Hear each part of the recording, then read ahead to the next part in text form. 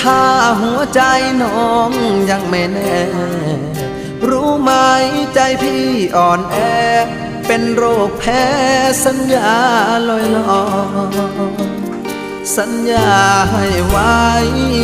กี่ครั้งก็พังบ่อยๆพี่หรืออุตส่าห์หลงคอยหน้าใจน้อยคอยเธอทุกที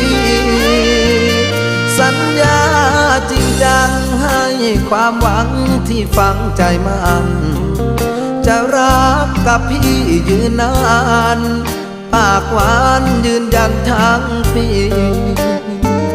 แต่งงานเมื่อพร้อมอย่าหอมยอมใจรักพี่ผลลัพธ์ก็คือช้ำฟรีคนดีไม่มีสัจจาสัญญาเอ่ยมาแล้วก็ลาจากเหลือไว้เพียงซากกาบคำหวานบั่นทอนชีวา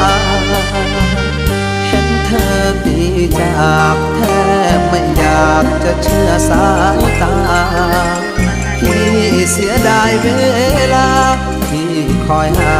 แล้วมาเป็นอื่น